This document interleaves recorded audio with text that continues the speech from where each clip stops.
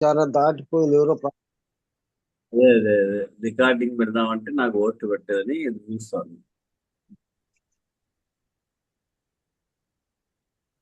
ఎవరో ప్రార్థన చేయండి. जय सद्गुरु प्रभु महाराज को जय। गुरु ब्रह्मा गुरु विष्णु गुरुदेव महेश्वर गुरु साक्षात् परब्रह्म तस्मै श्री गुरुवे नमः। गुरुः सर्वलोकानां विषजे भवरोगिणां निधये सर्वविद्यानां श्रीदक्षिणामूर्तये नमः।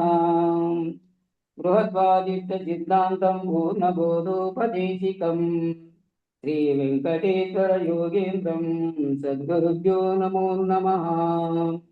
आत्मानात्मातीतमनिशं केवलात्मोपदेशिकम् श्रीवेमुलरामय्यार्य योगेन्द्रं सद्गुरुभ्यो नमो नमः। चराचरमतीतं चाचलपूर्णोपदेशिकम् श्रीपूर्णानन्दपूर्णयार्य सद्गुरुभ्यो नमो नमः। पूर्णबोधसुधानिधिं पूर्वपुण्यफलप्रदम् वेदान्तानन्दसद्गुरुं वेङ्कटरमणाय गुरुं भजे। पूर्णानन्दपूर्णयार्य पुत्ररत्नमहागुरुं विष्णानन्दविभं दैवं कृष्णमूर्ति नमो नमः। परब्रह्मानन्दवर्षं परापरसमादर्शं ज्ञानाज्ञानतीतानन्द श्री अश्वत्थार्य नमोस्तुते। सर्वकालाकालप्रत्यक्षं सर्वोत्तमसुशाश्वितं विरहितानन्दगुरुं श्रीवेङ्कटदासार्य गुरुं भजे। अस्मद्गुरुसमारम्भं कृष्णसान्दीपमाध्यमाम् ओङ्कारपीठपर्यन्तं वन्दे गुरुपरम्परम्। जय सद्गुरु महाराज को जय।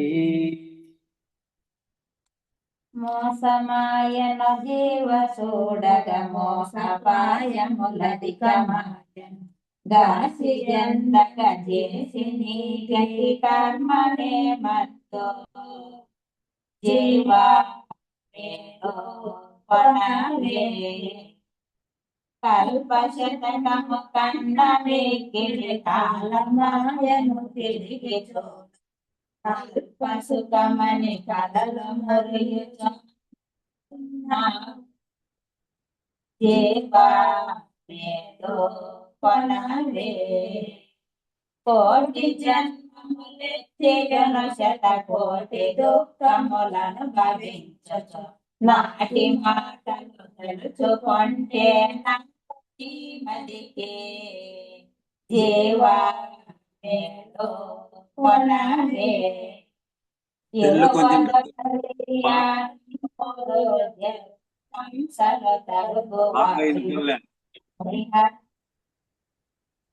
సెల్లు కొంచెం దగ్గరగా పెట్టుకోండి. మా టవర్ రాలేదేమో, బాగా వినపడలేదు చూడండి.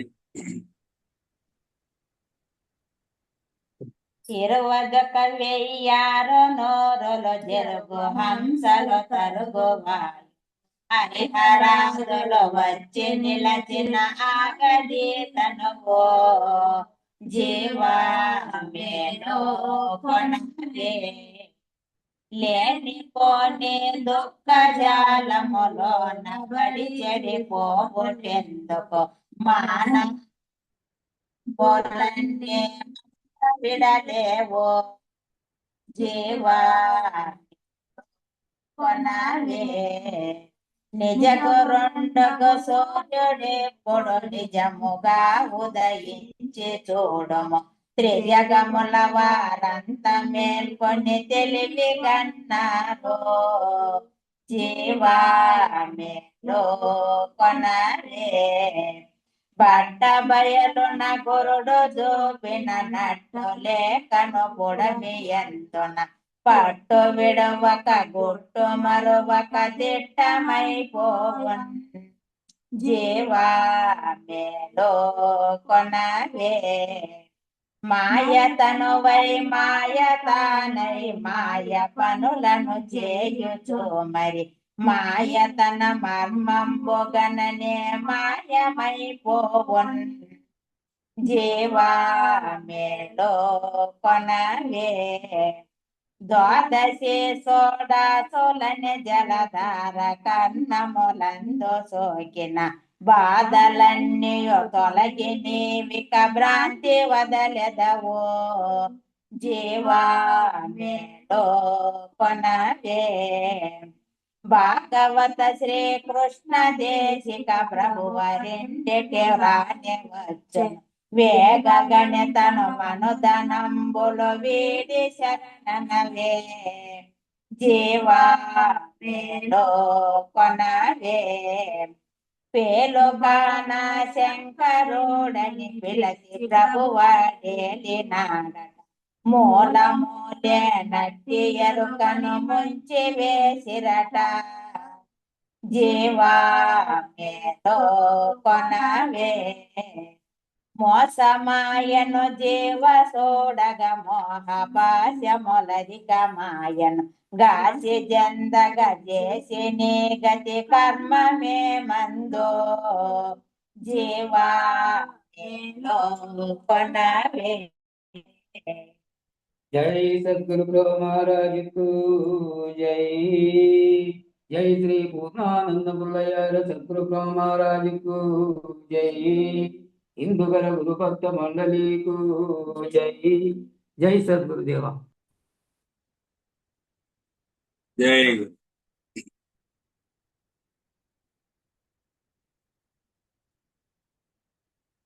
నిన్న జరిగినటువంటి విషయంలో ఔన్నత్యం నడిపేటటువంటి సంస్కృతి నుంచి హీన సంస్కృతికి జారిపోయినటువంటి ఈనాటి రోజుల నుంచి మనం ఎప్పటికైనా ఉత్తమమైనటువంటి సంస్కృతికి ఎదగవలసినటువంటి అవసరం ఉంది. ఈ ఔన్నత్యము నడిపేటటువంటి సంస్కృతి నుంచి హీన సంస్కృతికి జారిపోయినటువంటి ఈనాటి రోజుల నుంచి మనం ఏం చేయాలా? పైకి ఎగబాకాల, పైకి ఎక్కాలనేటువంటి నిర్ణయం కావాలి. ఎట్లా అంటే రోజు రోజుకి మా గురువుగారు ఒక సామెత చెప్తా ఉండే, రోజు రోజుకి వయసు వచ్చే కొద్దీ బుద్ధి పెరగాల, వయసు బుద్ధి పెరిగే కొద్దీ సంపద పెరగాల, వయసు బుద్ధి సంపద పెరిగే కొద్దీ జ్ఞానం పెరగాల. బాహ్యంగా కూడా ఈ గుణాలు చెప్పేటటువంటి వారు, బాహ్యంగా జీవించే వాళ్ళకు కూడా నీకు రోజు రోజు ప్రాయం పెరిగే కొద్దీ బుద్ధి జ్ఞానం పెరగాల, బుద్ధి జ్ఞానం ప్రాయము పెరిగే కొద్దీ సంపద పెరగాల. అట్లా ఔన్నత్యం నడిపేటటువంటి సంస్కృతి నుంచి కూడా హీన సంస్కృతికి జారిపోయినటువంటి ఈనాటి రోజుల నుంచి మనం ఎప్పటికైనా ఉత్తమమైనటువంటి సంస్కృతికి ఎదగవలసినటువంటి అవసరం ఉంది. శరీరమే నేనుగా, నఖ చర్మ మాంస రోమ రుధిర అస్థికలతో మేధస్సులతో కూడినటువంటి ఈ మాంసమయమైనటువంటి ఈ శరీరాన్ని భోగ్య శరీరముగా, విషయ శరీరముగా, విషయాత్మకముగా చూచి హీనమైనటువంటి సంస్కృతితో వ్యవహరించేటటువంటి జంతు పద్ధతిని విడనాడి ఈ భోగ్య శరీరంగాను విషయ శరీరంగాను విషయవాసనలకు లోనై అవే నిజమని వాటి అందే ఎక్కువ ప్రాధాన్యత, వాటికే ఎక్కువ ప్రాధాన్యత ఇస్తూ వాటి అందే మునిగిపోకుండా ఈ శరీరాన్ని భోగ్య శరీరంగా, విషయ శరీరముగా, విషయాత్మకముగా చూచి హీనమైనటువంటి సంస్కృతితో వ్యవహరించేటటువంటి జంతు పద్ధతిని విడనాడి దివ్యత్వాన్ని పొందడానికి ఆ లీలలను తెలుసుకోవాలి. మానవులలో ఎవరిలో అయితే ఈ విషయాల యొక్క బలం బాగా ఉంటుందో వారందరూ కృష్ణ లీలని, కృష్ణ కర్ణామృతాన్ని, శ్రీకృష్ణ కథామృతాన్ని, రామ కథామృతాన్ని తప్పక శ్రద్ధగా ఆచరించాలి. అవి ఊరినే భారత భాగవతాలన్నీ చదివితే కాదు, వారు ఏ లీలలైతే జ్ఞానలీలలై అయి ప్రవర్తించి నడిచారో వారిని ఆదర్శంగా తీసుకొని కృష్ణ కర్ణామృతాన్ని, ఆ కృష్ణుడు నడిచినటువంటి నడక, ఆ పలుకు నీ యొక్క కర్ణములో అంటే నీ యొక్క చెవి అంది అది అమృతంగా భావించి శ్రీకృష్ణ కథామృతాన్ని, ఆ కృష్ణుని యొక్క కథ అమృత రూపంగా నువ్వు భావించి రామ కథామృతాన్ని, ఆ రామకథను కూడా తీస్తే ఆదర్శంగా ఆ రామ కథామృతాన్ని కూడా తప్పక శ్రద్ధగా ఆచరించాలి, వినాలి, శ్రవణం చెయ్యాలి, బాగా జీర్ణం చేసుకోవాలి విన్నది. అప్పుడు వాళ్ళల్లో ఆ విషయతాదాత్మ్యత బలం తగ్గి, అంటే ఈ బాహ్య ప్రపంచంలో విషయవాసంలో పడి మునిగినటువంటి వాని యొక్క బలం అంతా తగ్గి దివ్యత్వం వైపు అడుగులు వేసేటటువంటి లక్షణం ఏర్పడుతుంది. దివ్యత్వం వైపు అడుగులు వేసేటటువంటి లక్షణం ఏర్పడుతుంది. లేకపోతే ఎంతసేపు కుచ్చింబరత్వమే, ఆ విషయవాసనలు ఉంటే ఎంతసేపు ఆమె ఇట్లండి, ఈయన ఇట్లండి, ఆయన అట్లండి అనేటువంటిదే నడబడతా ఉంటుంది. ఎంతసేపు పొట్ట నింపుకుందామా, భరత్వమే అంటే కడుపు నింపుకుందామా, పొట్ట మత్తుగా నిద్రపోదామా అనేటటువంటి విషయాత్మకమైనటువంటి జంతు పద్ధతిగా ఉన్న జీవనమే ఉంటుంది. ఎంతసేపు మాట మీద అదుపు ఉండదు, మనస్సు మీద అదుపు అసలే ఉండదు, ఆవేశం మీద అసలే ఉండదు, వేదనలను అనుభవిస్తూనే ఉంటాడు. వేదనల మీద ఒక వేదన పోతే ఇంకొక వేదన వస్తూ ఉంటుంది, ఆ వేదనల మీద అనుభవిస్తూనే ఉంటాడు. ఇంకా ఈశ్వరానుగ్రహాన్ని పొందేది ఎక్కడ చెప్పండి? ఇంకా ఈశ్వరానుగ్రహాన్ని పొందేది ఎక్కడ? కాబట్టి ఒక రకంగా చూస్తే అంటే దేశికవర్యులైనటువంటి వారు ఏమంటారంటే అనంత విశ్వము ఒక లీల నాయనా, అనంత విశ్వము ఒక లీల అంటే లేక ఉన్నది, ఇది లేక ఉన్నది. ఈ ఎరుక యొక్క పద్ధతి అంతా కూడా ఒక లీల. ఈ ఆడేటువంటి పద్ధతి అంతా కూడా ఒక లీల అంటే లేక ఉన్నది ఇది. ఈ ఎరుక యొక్క పద్ధతి అంతా కూడా ఒక లీల. లీల అంటే లేక ఉండుట. లీల అంటే ఏమి? లేక ఉండుట. లేకనే ఆడుతా ఉంది ఈ లీలలన్నీ. నిజానికి ఉందా అంటే లేదు, కానీ ఉన్నట్లు కనబడతా ఉంది. నిజానికి ఉందా అంటే లేదు, కానీ ఉన్నట్లు కనపడతా ఉంది.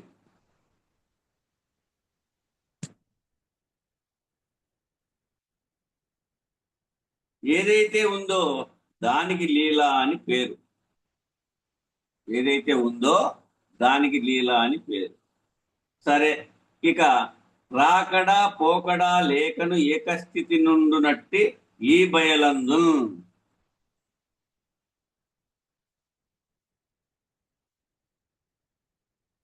చూడండి, రాకడా పోకడా లేకను ఏకస్థితి నుండునట్టి ఈ బయలందు అంటే సులభముగా చెప్పారు. ఒక ప్రదేశం ఉంది, ఆ ప్రదేశం ఖాళీ ప్రదేశం. అక్కడ ఏ రకమైనటువంటి కట్టడాలు లేవు, ఏ రకమైనటువంటి నిర్మాణాలు లేవు. ఇది ఏమిటయ్యా అంటే ఇదంతా బయలండి, పచ్చిక బయలు, లేదు బట్ట బయలు, ఏ పేరైనా పెట్టుకోవచ్చు. ఖాళీ ప్రదేశం. బయలు అంటే ఏమి? ఖాళీ ప్రదేశం అని అర్థం. గురుగారు చెప్తా అండి, బయలంటే ఆ బయల్లో పోయి ఎద్దులు కట్టేపోరా, ఆ బయలులో గడ్డి కోసుకురా పోరా. అట్లా బయలంటే ఇదే బయలు. ఆ ఒక ప్రదేశం ఉంది, ఆ ప్రదేశం ఖాళీ ప్రదేశము. అక్కడ ఏ రకమైన కట్టడాలు లేవు, ఏ రకమైనటువంటి నిర్మాణాలు లేవు. ఇది ఏమిటయ్యా అంటే ఇదంతా బయలండి. పచ్చిక బయలు లేదు, బట్ట బయలు, ఏ పేరైనా పెట్టుకోవచ్చు. ఖాళీ ప్రదేశం. బయలు అంటే అక్కడ ఖాళీ ప్రదేశం అంతే అని అర్థం. బయలు అంటే ఏదీ లేదు అని అర్థం. ఏమీ లేదు అంటే ఏమీ లేదయ్యా అంటే ఏ కట్టడాలు లేవు అట, ఏమీ లేవు, ఖాళీ ప్రదేశం అన్నాం. ఇప్పుడు అక్కడ ఓ ఇల్లు రాకడ జరిగింది. ఆ ఖాళీ ప్రదేశంలో ఒక ఇల్లు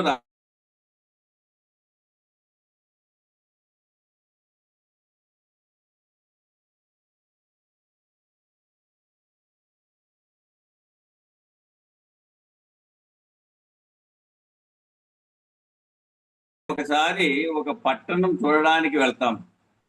మళ్ళా ఓ 10 ఏళ్ల తర్వాత వెళ్తే ఆ పట్టణం యొక్క రూపురేఖలు మారిపోతాయి.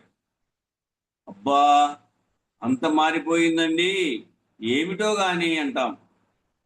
ఏమి మారిపోయింది ఇప్పుడు అంటే భూమండలం ఏమన్నా మారిపోయిందా?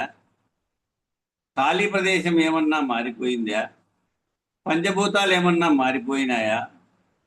అష్టప్రకృతులు ఏమన్నా మారిపోయాయా? సూర్యచంద్రాదులు ఏమన్నా మారిపోయాయా? మండల త్రయాలు ఏమన్నా మారిపోయినాయా? నక్షత్రాది తారగ్రహములు ఏమన్నా మారిపోయినాయా? ఏమీ మారలేదు. 99,09,999 ఎన్ని తొమ్మిదిలైనా పెట్టుకోండి, అంత మారలే. మారింది ఏందయ్యా అంటే అదో సున్నా. ఓ 1,00,000 సున్నాల తర్వాత ఒకటి పెడితే ఏమైతుంది? అంత మారింది. 1,00,000 సున్నాలు పెట్టుకుంటా పోండి. పెట్టుకున్న తర్వాత ఉత్త దాంట్లో ఏం చేస్తాము? ఒకటి పెట్టండి. ఓ 1,00,000 సున్నాల తర్వాత ఒకటి పెడితే ఏమవుతుంది? అంతా మారిపోయింది. అంత కాస్తంత మార్పుని మానవుడు ఎంతో మారిపోయిందనేటువంటి దృష్టితో చూసేటటువంటి దానికి అజ్ఞానం అని పేరు, అవిద్య అని పేరు.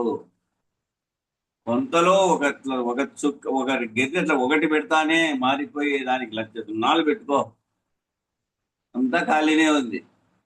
అంతా ఖాళీగా ఉన్నటువంటి దాంట్లో ఒకటి అట్లా పెడతానే మారిపోయింది, ఎంతో మారిపోయిందని దృష్టితో చూసేటటువంటి దానికి అజ్ఞానం అని పేరు, అవిద్య అని పేరు.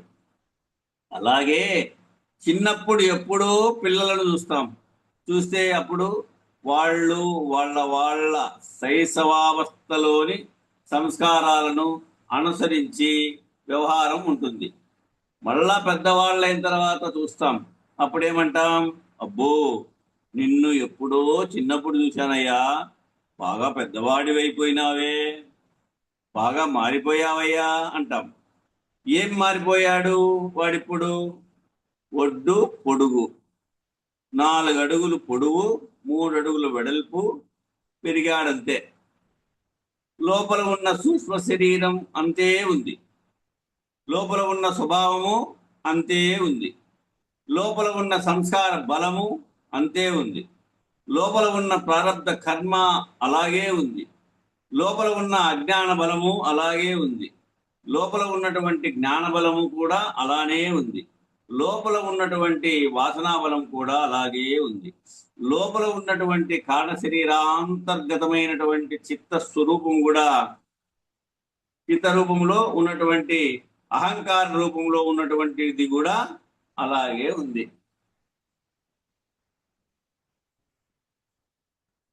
ఏమీ మారలే. కేవలం బీరకాయ పొట్లకాయలాగా పొడుగు సాగాడు, అడ్డం పెరిగాడు. ఇది మారటం ఎలా అవుతుంది? పనిముట్టు. ఈ పనిముట్టుకు వస్తుతః ఉనికి లేదు. ఈ పనిముట్టుకు వస్తుతః ఉనికి లేదు. దాని స్వరూపమే జడం. అంటే ఈ శరీరం ఒక పనిముట్టు, దానికి వస్తుతః కదలగలిగే శక్తి లేదు. అది పనిముట్టు. ఈ పనిముట్టుకు వస్తుతః ఉనికి లేదు, వస్తుతః కదలగలిగేటువంటి శక్తి లేదు. ఇది జడ రూపం కదా, దాని స్వరూపమే జడం. దాంట్లో ఆ చేతనత్వము అనేటువంటి లక్ష్యం లేకపోతే వాడు 10 అడుగులున్నా 10 అడుగులు వెడల్పు ఉన్నా కేవలం మంచానికి సరిపోతాడు తప్ప వాడి వల్ల ఏమీ ప్రయోజనం లేదు. ఇప్పటికి పెద్ద పెద్ద స్థూలకాయులని చూస్తుంటాం. చాలా మంది పెద్ద పెద్ద స్థూలకాయంలో ఉన్నటువంటి వాళ్ళని కూడా చూస్తూ ఉంటాం. వాళ్ళు కదలాలంటే వాళ్ళందరూ వాళ్ళు కదలలేరు. 800 కిలోలు 1000 కిలోలు ఉన్న వాళ్ళు ఉంటారు. వాళ్ళని దొర్లించాలి అంటే రోలర్ని దొర్లించినట్టు, రోడ్లో రోలర్ ఉంటుంది, రోలర్ కదా దొర్లించినట్టు ఎవరైనా 2 మనుషులు పట్టి అటు ఇటు దొర్లించాలి. వాడిని ఏమి ప్రయోజనం? దొర్లించాలి వాడిని, కానీ ఏం ప్రయోజనం వాడి వల్ల? ఇలాంటివన్నీ సృష్టిలో అనేక రకాలైనటువంటివి జరుగుతూ ఉంటాయి. ఇవన్నీ ఏమిటంటే లీల, హేళ, ఖేళ. Life is a game, play it అన్నారు సత్యసాయి. మన సత్యసాయి బాబా గారు ఏమన్నారంటే లైఫ్ ఈజ్ ఏ గేమ్. అక్కడ పెన్నులు అమ్ముతా ఉంది. లైఫ్ ఇస్ అది యాక్చువల్ గా ఆయన ఆర్ట్ ఆఫ్ లివింగ్ అయినా కూడా అదే చెప్పిండేది. అలా ఆయన మహర్షి, ఆయన పేరు ఏం పేరు? ఆర్ట్ ఆఫ్ లివింగ్ ఆయన పేరు రవిశంకర్, పండిట్ రవిశంకర్ అని అప్పుడప్పుడు చెప్తా అంటాడు చూడు. టీవీలో ఎక్కడైనా వస్తుంటాడు పండిట్ రవిశంకర్ అని. ఆయన చెప్పిండేదే అదే వాక్యమే సాయిబాబు చెప్పిండేది. అది life is a game, play it అని. లైఫ్ జీవితం అనేది ఒక ఆట వంటిది. ఆ ఆట ఆడి చూడమని. లీల, హేళ, ఖేళ. లీల, హేళ, ఖేళ. నిన్న విషయం ఉంది, నిన్న చెప్పాడు దీని వివరణ. Life is a game, play it అన్నారు సత్యసాయి. సత్యసాయి బాబా గారి అక్కడ ఉన్న అంగన్లలో పెన్నులు అమ్ముతాను మేము చిన్నపిల్లలలో. ఆ పెన్ను కొనకచ్చుకుంటేనా ఆన్ చేస్తే వర్క్ ఈజ్ వర్క్షాప్ అనే వాక్యం ఒకటి వచ్చేది. ఇగో ఇప్పుడు చెప్పిన వాక్యం కూడా వచ్చేది. మళ్ళా ఇంకోసారి అట్లా ఆన్ చేసి ఆఫ్ చేస్తే మరీ మారేది. పెన్నులో పెట్టింది ఈ రీల్. వర్క్ ఈజ్ వర్క్షాప్ అనేది అంటే నీ పనిలోనే ఉంది దైవము అనే మాటగా. ఇది ఒక ఆట. ఏమి ఆట అంటే పిల్లవాడు బంతి ఆట ఆడినట్లుగా అలాగా అనంత విశ్వములో బ్రహ్మాండ సృష్టి అనేటటువంటి బంతులాట జరుగుతున్నది. అది కూడా ఒక లీలయే. మహాకారణ స్థితి నుంచి బ్రహ్మాండములు అయ్యేప్పుడు ఆ హిరణ్య గర్భస్థితి యందు ఈ బ్రహ్మాండములనేటువంటి బంతులాట సాగుతోందట. ఓ యంత్రములో నుంచి బంతులు టకటక టకటక పడుతూ ఉంటే ఎలా ఒక్కొక్క బంతి ఒక్కొక్క ప్రక్కకి పోతుంటుందో, ఓ యంత్రంలో నుంచి బంతులు టకటక టకటక పడుతూ ఉంటాయి. ఎలా ఒక్కొక్క బంతి ఒక్కొక్క ప్రక్కకి పోతుంటుందో అట్లా ఈ అనంత విశ్వములో ఈ బ్రహ్మాండములన్నీ విసిరివేయబడుతూ ఉన్నాయి. ఇది కూడా బ్రహ్మాండ లీల.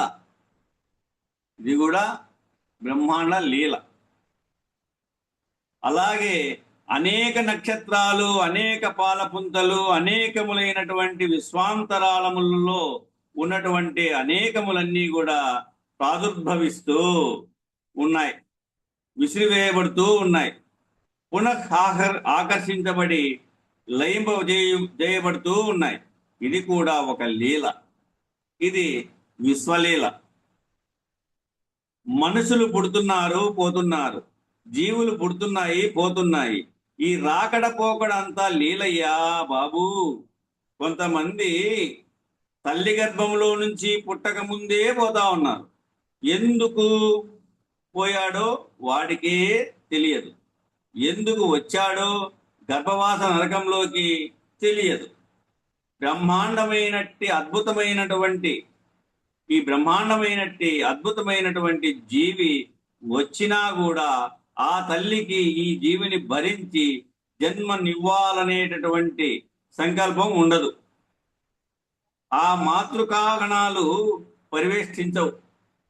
ఆ మాతృకాగణాలు అనేక తల్లి యొక్క మాతృకా గణాలు పరివేష్టించవు. ఆ అమ్మదయ ఉండదు అన్నమాట.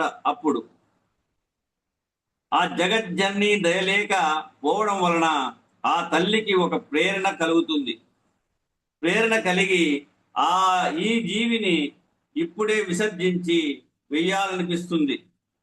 ప్రయత్నపూర్వకముగా బలవత్తరముగా అబార్షన్ చేసి విస్తరించి వేస్తుంది. లేకపోతే ఏదో ఒక సంఘటన జరిగి వాడు పోతాడు. ఇక కొంతమంది ఉన్నారు, 100 ఏళ్ళు, 150 ఏళ్ళు, 190 ఏళ్ళు మృత్యువు కోసం ఎదురు చూస్తూ పోయేవారు. ఇది లీలే. కొంతమంది ఉన్నారు 100 ఏళ్ళు, 150 ఏళ్ళు, 190 ఏళ్ళు మృత్యువు కోసం ఎదురు చూస్తూ పోయేవారు. ఇది ఒక లీలే, అది లీలే. ఎందుకని అంటే ఇక్కడ రాకడా పోకడే, అక్కడ కూడా రాకడా పోకడే. కాబట్టి వేల సంవత్సరాలు జీవించినటువంటి రావణ బ్రహ్మ అయినా, 100 సంవత్సరాలు జీవించినటువంటి మహాభారతంలో ఉన్నటువంటి భీష్మాచార్యుడైనా, 10 సంవత్సరంలో జీవించేటువంటి నేటి కాలంలో వారైనా, లక్షల సంవత్సరాలు జీవించినటువంటి కృతయుగ కాలమైనటువంటి ఏ కాలంలోనైనా రాకడ పోకడికి గురైన దానికి లేనిదని పేరు. ఈ రాకడ పోకడకి గురైన దానికి ఏమప్ప పేరు అంటే ఈ ఎరుకకు లేనిదని పేరు, లీలా అని పేరు. పెళ్లి జరిగిన తర్వాత అంపకాలు జరుగుతూ అప్పగింతలు అంటాం మనము, ఇవి కోస్తా ఏరియా అంపకాలు అంటారేమో. పెళ్లి జరిగిన తర్వాత అంపకాలు జరుగుతూ ఉంటాయి. అంపకాలు జరిగేటప్పుడు మగ పెళ్లి వారంతా సంతోషంగా ఉంటారు. మహాలక్ష్మి వాళ్ళ ఇంటికి వస్తోందని పుట్టింటి వారంతా ఏడుస్తూ ఉంటారు. ఈ 2 సంఘటనలు ఒకేసారి జరుగుతాయి. అదొక లీల. ఏమిటి వాళ్ళు ఎందుకు ఏడుస్తున్నారయ్యా అంటే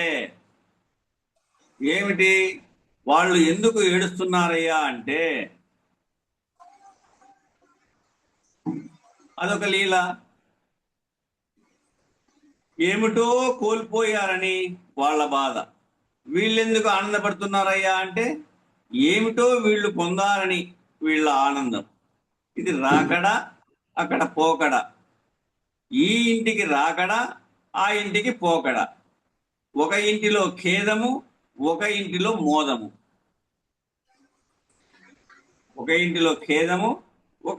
మోదము. ఈ ఖేద మోదాలు కూడా రాకడా పోకడే, సుఖదుఖాలు కూడా రాకడా పోకడే. కాబట్టి చక్ర భ్రమణానికి సంబంధించినవన్నీ రాకడా పోకడలు కలిగినటువంటివే. ఈ రాకడ పోకడలన్నీ లీలలే. గాయత్రి ఛందస్సులో ఒక వాక్యం ఉంది, లాలీలాయా ధీమహి అని. లాలీలాయా ధీమహి అనేటటువంటి ఒక ప్రయోగం ఉంది. అది చాలా విశేషమైన ప్రయోగం. దాని అర్థం ఏమిటంటే అది లేకుండా పోతుంది అని చెప్పడం. దాని అర్థం ఏమి? అది లేకుండా పోతుంది అని చెప్పడం. నిజానికి దాని మంత్రార్థాన్ని గ్రహిస్తే అది లేకుండా పోతుంది అని అర్థం. ఇట్లా అనేక రహస్యాలు ఉన్నాయి. సరే, ఏది ఏమైనప్పటికీ ఈ లీల రాకడా పోకడా అన్నటువంటివి ఏవీ కూడా ఖాళీ ప్రదేశములో లేవు. ఈ వచ్చే పోయేటువంటివి ఏవి కూడా ఖాళీ ప్రదేశంలో ఏమీ లేవు. 32 అంతస్తులు కట్టావు, పడగొట్టావు, ఖాళీ ప్రదేశం ఏమీ మారలే. 84 లక్షల జీవరాశులు భూమండలం మీద పుట్టినాయి, పోయినాయి, ఏమి మారలే. అనంతమైన జలరాశిలో ఏకకణ జీవి అయినటువంటి అమీబా నుంచి మొదలు పెడితే పర్వతమంతా తిమింగలం కూడా పుట్టింది, పెరిగింది, పోయింది. ఇట్లో 84 లక్షల జీవరాశులు పుట్టినాయి, పెరిగినాయి, పోయినాయి. అనంతమైనటువంటి జలరాశిలో ఏకకణ జీవి అయినటువంటి అమీబా నుంచి మొదలు పెడితే పర్వతమంతా తిమింగలం కూడా పుట్టింది, పెరిగింది, పోయింది. ఇక్కడ జలములో అంటే సముద్రాలలో. సముద్రంలో ఏ మార్పు రాలే. ఆకాశములో నవగ్రహాలు ఉద్భవించినాయి, వ్యవహరించినాయి, ఒక కక్షను అనుసరించి సూర్యుడు చుట్టూ తిరిగినాయి, పోయినాయి. ఏ మార్పు రాలే. ఆకాశంలో పంచభూతాలు ఏర్పడ్డాయి, వ్యవహరించాయి, పోయినాయి. ఆకాశంలో ఏ మార్పు రాలే. బ్రహ్మాండములో అన్నీ ఏర్పడుతున్నాయి, వ్యవహరిస్తున్నాయి, పోయినాయి. ఏ మార్పు బ్రహ్మాండానికి రాలే. విశ్వాండములో అనేక కోటి బ్రహ్మాండములు ఉత్పన్నమవుతున్నాయి. చూడండి, ఇట్లాంటి విశ్వాండంలో అనేక కోట్ల బ్రహ్మాండాలు, కోటి బ్రహ్మాండములు ఉత్పన్నమవుతున్నాయి. కానీ బ్రహ్మగారి ఒక పగలు ఉంటున్నాయి, మరలా ఒక రాత్రికి పోతున్నాయి. బ్రహ్మగారికి ఉన్నటువంటి ఒక పగలు ఉంటున్నాయి, మళ్ళా ఒక రాత్రికి పోతున్నాయి. విశ్వంలో ఏ మార్పు రాలే. బ్రహ్మం గారి యొక్క పగలు ఎంతకాలమో, రాత్రి ఎంతకాలమో అనేది ఈ మధ్యకాలంలో కృష్ణమూర్తన్న గారు వేదాంత విచారణలో పెట్టారు. చూడండి, గమనించగలరు. ఈ అన్నిటికీ ఈ రాకడా పోకడా ఏకకణ జీవి దగ్గర నుంచి మొదలు పెడితే స్థావర జంగమాత్మకమైనటువంటి సమస్తానికి సంబంధించిన దాంతో మొదలు పెడితే అనంత విశ్వం దాకా కూడా ఉన్నటువంటి ఒకే ఒక సూత్రం రాకడా పోకడా లీల. ఇది బయలునందు లేదు. బయలుకు రాకడా లేదు, పోకడా లేదు. అది ఎల్లకాలము ఉంది, ఒక్క తీరుగానే ఉంది. ఆ మహానుభావుడండి అంతకాలం ఉన్నాడండి, అది చేశాడండి, ఇది చేశాడండి, అలా చేశాడండి, ఇలా చేశాడండి. బలి శిబి చక్రవర్తుల కంటే బలి శిబి దదిచి వదన్యావర్యులను తలదన్ను మహాదాతవై అని కర్ణుడికి వాళ్ళ తల్లి చెప్తుంది. బలి శిబి దదిచి వదన్యావర్యులను తలదన్ను మహాదాతవై. ఆయమ కర్ణుని దగ్గరికి పోయి చెప్పేటువంటి పద్యంలో ఒక పదం ఇది అని కర్ణుడికి వాళ్ళ తల్లి చెబుతుంది. ఇప్పుడు బలి శిబి దదిచి వదన్యావర్యులనే వారు ఎవరు స్మరించడం లేదు. కర్ణుణ్ణి ఎవరు స్మరిస్తారు? అటువంటి కర్ణుణ్ణి ఎవరు స్మరిస్తారు? కాబట్టి ఎవరిని ఏ రకంగా ఎంతటి మహావీరులైనా, ఎంతటి దానపరులైనా, ఎంతటి యశస్సు కలిగిన వారైనా, అఖండ భూమండలాన్ని పరిపాలించినటువంటి ఏకఛత్రాధిపత్యాన్ని పరిపాలించినటువంటి వారైనా, బ్రహ్మాండాన్ని అధిష్టానం కలిగిన వారైనా ఈ రాకడ పోకడ అనేటువంటి చక్ర భ్రమణములో ఉన్నటువంటి వారందరూ కూడా ఎరుక గట్టిపడినటువంటి వారు, ఎరుకలోని వారే.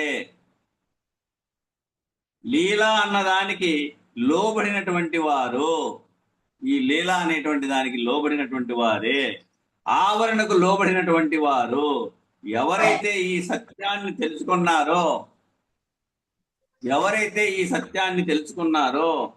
రాకడా పోకడా కలిగి, ఎవరు సౌండ్ చేస్తా ఉన్నారు?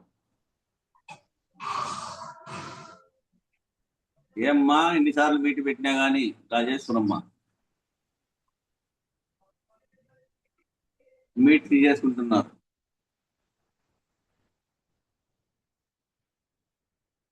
ఏకఛత్రాధిపత్యాన్ని పరిపాలించినటువంటి వారైనా, బ్రహ్మాండాన్ని అధిష్టానం కలిగినటువంటి వారైనా, ఈ రాకడ పోకడ అనేటువంటి చక్ర భ్రమణంలో ఉన్నటువంటి వారందరూ కూడా ఎరుక గట్టిపడినటువంటి వారు, లీలా అన్నదానికి లోబడినటువంటి వారు, ఆవరణకు లోబడినటువంటి వారు.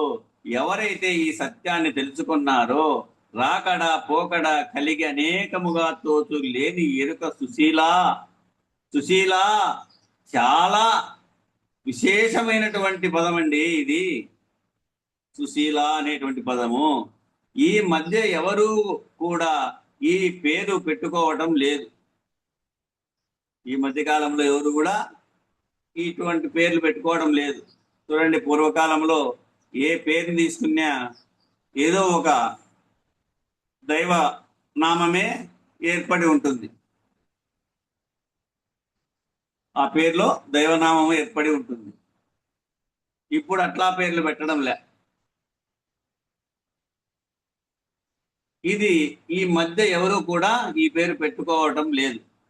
ఎందుకంటే శీలానికి పెద్దగా విలువలేనటువంటి సంస్కృతిలోకి దిగజారిపోతా ఉన్నాం.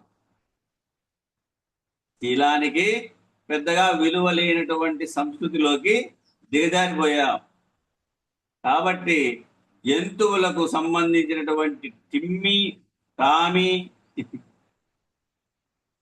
జంతువులకు సంబంధించినటువంటి టిమ్మి అని, టామీ అని అనేటటువంటి పేర్లు పెట్టుకుంటున్నారు అంతా కూడా. సుశీల అసలు శీలం అంటేనే చాలా కష్టం చెప్పాలంటే. మానవత్వములో దివ్యత్వాన్ని ఆరోపించడానికి శీలం అని పేరు. నీ యొక్క మానవత్వంలో దివ్యత్వాన్ని ఆరోపించడానికి, నీ యొక్క దివ్యత్వ స్వరూపము అక్కడ ప్రకాశింపబడాలా అంటే, మానవత్వంలో దివ్యత్వము ఆరోపింపబడాలా అంటే శీలము అని పేరు. పూర్ణ మానవుడిగా జీవించేటటువంటి వాడు నేను స్థానములో ఈ ఈశ్వరుణ్ణి ప్రతిక్షేపించి, నేను అనేటువంటి స్థానంలో ఆ ఈశ్వరుని ప్రతిక్షేపించి, అంటే నువ్వు ఆ ఈశ్వరుని ప్రతిష్ఠ చేసుకొని పూర్ణ మానవుడిగా పూర్ణ మానవుడిగా జీవించేటటువంటి వాడు ఎవరైతే ఉన్నారో వారు నేను స్థానంలో, నేను అనేటువంటి భూమధ్య స్థానం ఉంది కదా, ఆ భూమధ్య స్థానములో ఈశ్వరుని ప్రతిక్షేపించి నేను అనకుండా ఆగామి కర్మను రద్దు చేసుకోవడానికి శీలము అని పేరు. ఎవరైతే సచ్చీలుగా ఉంటారో వారిని సుశీలురు అంటారు. లేకపోతే ఈ ఆగామి కర్మను రద్దు చేసుకోగలిగేటటువంటి దివ్య జ్ఞానము కలిగినటువంటి వారు ఉంటారో వారు సుశీల. భాష్యంలో గాని అంతరంలో గాని రెండు విషయాలు చెప్పాడు చూడండి. ఎట్లా? ఎవరైతే సచ్చీలుగా ఉంటారో వారిని సుశీలురు అంటారు. లేకపోతే ఇంకో రకంగా చెప్తే ఎట్లా? ఈ ఆగామి కర్మను రద్దు చేసుకోగలిగేటటువంటి దివ్య జ్ఞానం కలిగినటువంటి వారు ఉంటారో వారు సుశీల. ఈ దివ్య జ్ఞానంతో తెలుసుకోవచ్చు ఏమిటంటే జన్మ రాహిత్యాన్ని, అంటే నేను స్థానములో ఈశ్వరుణ్ణి పెట్టాలి. నేను అనేటువంటి స్థానంలో ఈశ్వరుని పెట్టాలి. అమ్మా ఈ పూటకి నువ్వు వైశ్వానర యజ్ఞము చేశావా అమ్మా అని అడిగేవారు ఒకప్పుడు. ఈ పూటకి నువ్వు వైశ్వానర యజ్ఞం చేశావా అమ్మా అని అడిగేవారంట ఒకరెవరు పలకరించుకున్నప్పుడు. అన్నం వండావా అని అడిగేవారు. అప్పుడు అన్నం వండావా అని అడిగేవారు కాదంట. ఏమ్మా వంట అయిందా అంటారు ఇప్పుడు. ఆ మాట అడిగేవారు కాదు. ఏమని అడిగేవారు? ఈ పూటకి నువ్వు వైశ్వానర యజ్ఞం చేశావా అమ్మా అని అడిగేవారు ఒకప్పుడు. అన్నం వండావా అని అడిగేవారైతే కాదు. ఇవాళ అధ్వాన్నం, కూర వండావా, పచ్చడి వండావా, లేకపోతే మరొకటి వండావా, లేకపోతే మరొకటి వండమని ఆర్డర్ వేసే దశకి వచ్చేసింది ఇప్పుడు మానవ జీవితం. ఆ మాతృమూర్తి చేసేటటువంటి, గృహిణిగా చేసేటటువంటి, లేస్తూనే తనకు తాను సూర్యోదయ సమయానికి సిద్ధమై సూర్యుణ్ణి ఉపాసించేటటువంటి పనిని పూర్తి చేసి, సూర్యుడు తర్వాత పూజించవలసినటువంటి, ఉపాసించవలసినటువంటి అగ్నిదేవుణ్ణి ఉపాసించే విధానానికి వైశ్వానర యజ్ఞం అని పేరు. ఆ అఖండ సూర్యుణ్ణి, ఆ అఖండ అగ్నిని ఫస్ట్ ఆ మాతృమూర్తి చేసేటువంటి, గృహిణిగా చేసేటటువంటి, లేస్తూనే తనకు తాను సూర్యోదయ సమయానికి, సూర్యుడు ఉదయించే సమయానికి సిద్ధమై అప్పటికే స్నానపానీయాలు గావించి కాలకృత్యాలు చేసుకొని స్నానములు చేసుకొని సిద్ధమై సూర్యుడిని ఉపాసించేటటువంటి పనిని పూర్తి చేసి, ఆ సూర్యుడిని ఆయన ఉదయించక మునిపే నీవు రెడీ అయిపోయి ఉండాల. అప్పుడు ఆ సూర్యుని చూడాల. ఆ సూర్యోదయ సమయానికి సిద్ధమై సూర్యుని ఉపాసించేటటువంటి పనిని పూర్తి చేసి, ఆ ఉపాసన ఉంటుంది, ఆ మంత్రము ఉంటుంది. అక్కడ సూర్యుడు తర్వాత పూజించవలసినటువంటి, ఉపాసించవలసినటువంటి అగ్నిదేవుణ్ణి ఉపాసించే విధానానికి ఈ విధంగా క్రమంగా చేసేటువంటి దానికి వైశ్వానర యజ్ఞం అని పేరు. ఈ యజ్ఞం తర్వాత మండలత్రయాలు, సోమ సూర్య అగ్ని మండలములు మొట్టమొదట లేస్తూనే సూర్యుడిని ఉపాసించాలి గృహిణి ఈ విధంగా సూర్యుని ఉపాసించాలి. తదుపరి అగ్నిమండలమైనటువంటి వైశ్వానర అగ్నిదేవుణ్ణి ఉపాసించాలి. ఆ తదుపరి భూత యజ్ఞం చేయాలి. ఎందుకంటే చంద్రమా మనసో జాత, అన్ని భూతములకు మనసే ఆధారం కాబట్టి ఆ భూతములు సంతృప్తి చెందితే, మనసు సంతృప్తి చెందితే చంద్రమండలములో ఉన్నటువంటి ఆ చంద్రదేవుడు సంతృప్తి చెందుతాడనేటువంటి లక్షణముతో ఆ వైశ్వాదేవ యజ్ఞం ఆవిడ మొట్టమొదటి పూర్తి చేయగానే పిదప భూత యజ్ఞం చేయాలి. ఇంకా భూత యజ్ఞము అంటే పొయ్యంటియాలి. అప్పుడు ఎవడైనా పొద్దున్నే వస్తే, నేను ఇంకా అన్నం తినలేదు, మా ఆయనకు ఇంకా అన్నం పెట్టలేదు, లేకపోతే ఇంకా ఏమీ చెయ్యలేదు, నువ్వు తర్వాత రాపో అనో, సాయంత్రం రాపో అనో, లేకపోతే నిన్నటి అన్నం ఈవేళ పెట్టడమో అనేటటువంటిది అధర్మ కార్యం. అది ఎవరైనా అతిథి వచ్చినా లేకపోతే అభ్యాగతి వచ్చినా ఈ పని చేయడం అంతా అధర్మ కార్యం, తామసికమైనటువంటి జీవనం. అది అంటే తమో గుణము కలిగినటువంటి రాక్షస జీవనం. అది తామసికమైనటువంటి దానం. అది భగవాన్ రమణులు అంటారు, భగవాన్ రమణులు అంటే రమణ మహర్షి అంటారు, ఆ పాపమునకు నిష్కృతి లేక వచ్చే జన్మలలో భిక్షగాడై మరలా అటువంటి ఆహారాన్ని భుజించవలసినటువంటి అవసరము వస్తుందని కూడా అంటారు ఆయన. అటువంటి కార్యాలు చేస్తే, అటువంటి పాపాలు చేస్తే ఈనాటి కాలంలో నిన్న వండినటువంటి అన్నాన్ని ఇవాళ మన ఇంట్లో పనిచేసే పని మనుషులకు, జంతువులకు భిక్షగాళ్ళకు పెట్టి అదేదో చాలా విశేషమైనటువంటి దానం చేశామనేటువంటి అభిమానాన్ని, అహాన్ని పొందుతున్నారు. ఇటువంటి హీనమైనటువంటి అధార్మికమైనటువంటి జీవనాన్ని జీవించేటటువంటి రోజులు వచ్చేసినాయి. కేవలం ధనం మాత్రమే జీవిత పరమార్థం అనుకుంటున్నారు. కేవలము ధనం మాత్రమే జీవిత పరమార్థం అని అనుకుంటున్నారు. ఈ స్థితిలో ఉన్నటువంటి వాళ్ళకి ఇవి అర్థమయ్యేవి కావు. ఎవరైతే ఆ మాతృస్వరూపిణి, ఆ గృహంలో ఉన్నటువంటి వాళ్ళందరిలో ఉన్నటువంటి వైశ్వానరుడు ఎవరు? విష్ణు స్వరూపుడు. ఏ స్థానంలో ఉన్నాడు? నీకు నాభి స్థానంలో ఉన్నాడు. ఆ వైశ్వానర యజ్ఞం అంటే ఏమిటంటే, ఆ ఇంట్లో ఉన్నటువంటి మహనీయులైనటువంటి వాళ్ళందరిలో స్థితమై ఉన్నటువంటి వైశ్వానరుణ్ణి పోషించే బాధ్యత స్వీకరించింది. ఆ బాధ్యత జగజ్జనని ఇచ్చినటువంటి బాధ్యతగా, అన్నపూర్ణాదేవి ఇచ్చినటువంటి బాధ్యతగా స్వీకరించింది. ఈవేళ నీకు నేను ఎందుకు అన్నం వండాలి, నువ్వు నాకు ఎందుకు వండవు అని పోట్లాడుకునేటువంటి దశలో ఉన్నాం. నీతో పాటు నేను కూడా జాబ్ చేస్తున్నా కదా, నేనెందుకు వండి పెట్టాలి నీకు? నువ్వు ఒక రోజు వండి పెట్టు, నేను ఒక రోజు వండి పెడతా.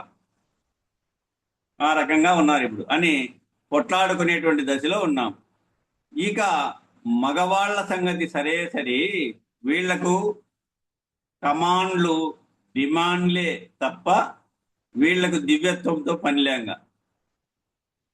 కమాండ్లు, డిమాండ్లే తప్ప వీళ్లకు దివ్యత్వంతో పని లేదు. అథారిటీలతో జీవితం నడవదు. ఆర్డర్ వేసి జీవించాలంటే ఆ జీవితం నడవదు. ఇది జంతు సమానమైనటువంటి జీవనం.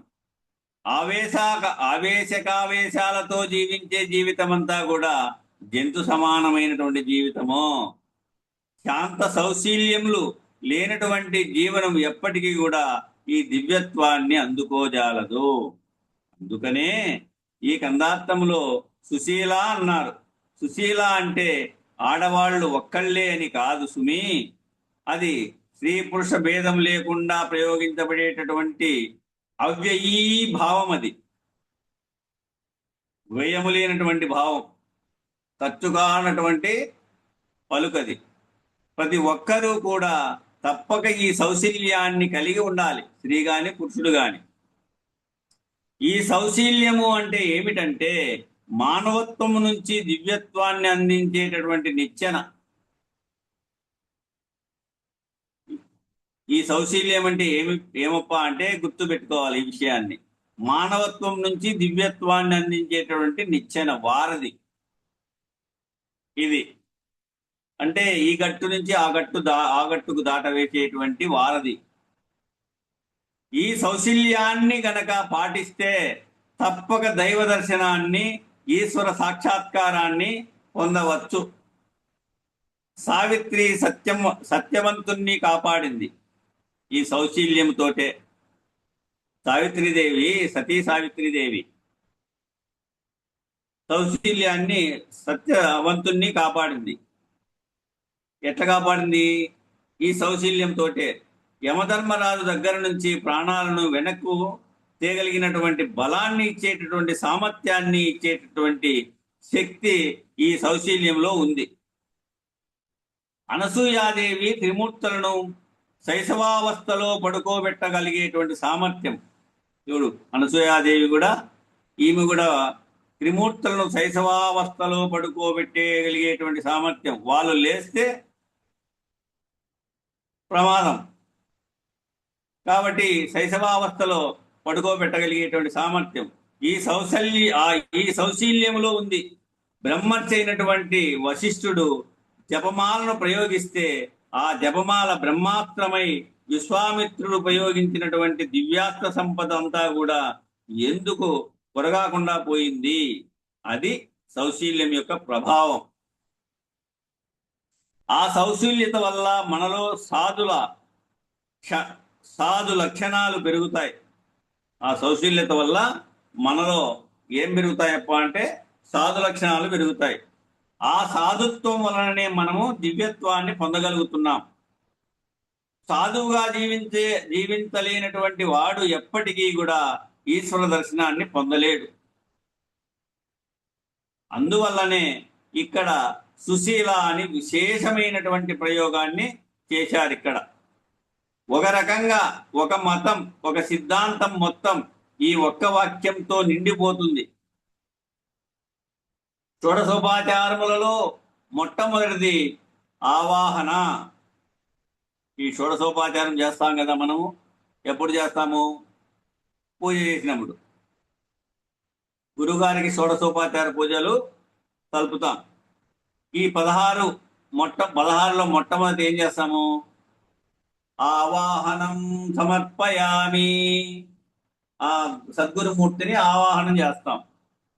ఆవాహన చేసిన తర్వాత చివరిది ఉద్వాసన.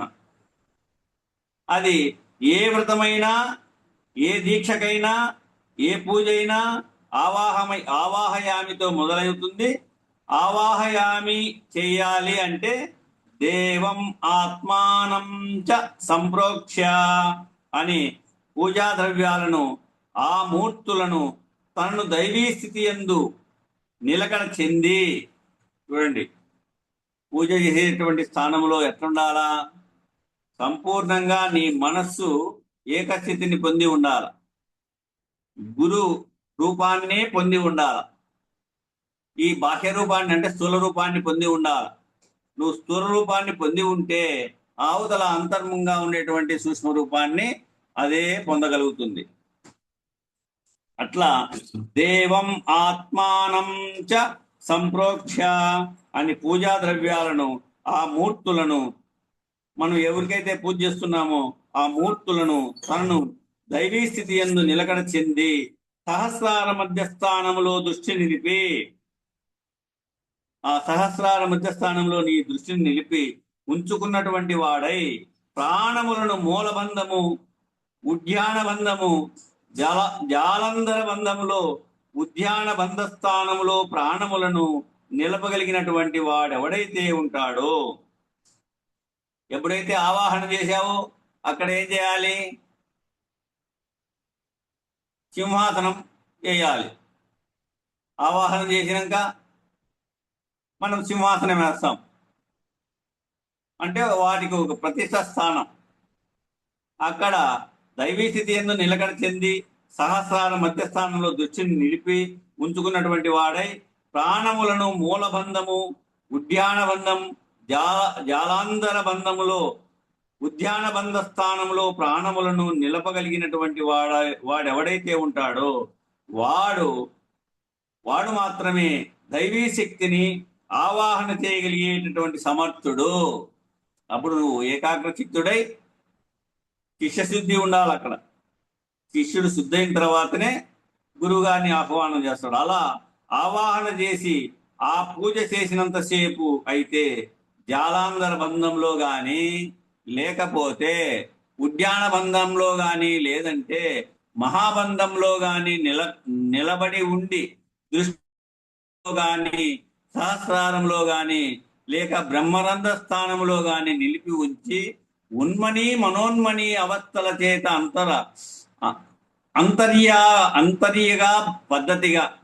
అంతర్యాగ పద్ధతిగా పూజించడానికి షోడశోపాచార పూజ అని పేరు.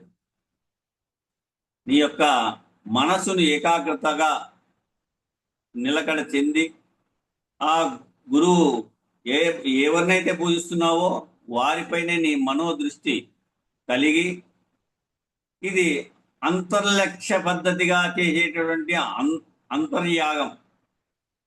నీ యొక్క సూక్ష్మ శరీరంతో, నీ అంతరంతో చేసేటువంటి అంతర్యాగం. ఇలాంటి పూజ చేసేటటువంటి వాడు మరలా మహాబంధం నుంచి సామాన్య స్థితికి దిగి రావడానికి ఉద్వాసన అని పేరు. మళ్ళా ఆ రకమైనటువంటి స్థితిగా పూజ చేసి మళ్ళీ ఆ పూజ నుంచి నిలకడ చెంది నీవు బాహ్య ప్రపంచంలోకి సామాన్య స్థితికి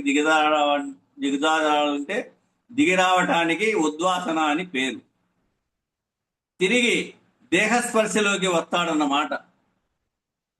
తిరిగి ఈ దేహస్పర్శలోకి వస్తాడు.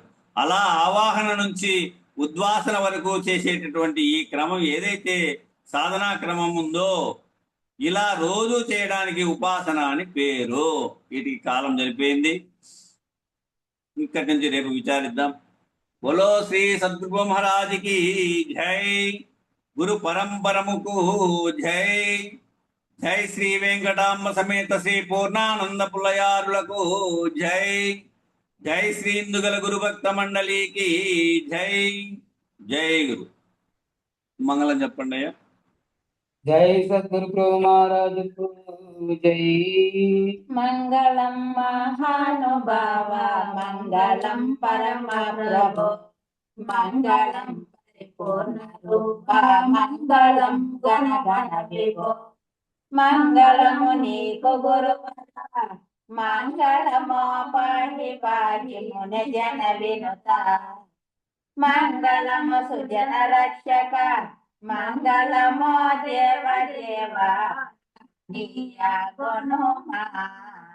మంగళ హారతి మదినందో కొనుమా మంగళమిస్తేమి మహాదాహకారమున బంగారమున హృదయ కళ్యాణమున నుంచి నెంగి నెలకు చొంటిని నెరుకనే కర్పూరము కొని మంగళారతి మిస్తే మీరు మాను కొందము ఎరుక చేస్తారు మహనీయ కొనుమా మంగళ హారతి మదినందో కొనుమా మంగళం గురుదేవాయ మహనీయ గుణాత్మనే సర్వలోక శరణ్యాయ మంగళం. జై సద్గురు ప్రభు మహారాజుకు జై. జై శ్రీ వెంకటామ సమేత శ్రీ పూర్ణానంద పుల్లయార సద్గురు ప్రభు మహారాజుకు జై.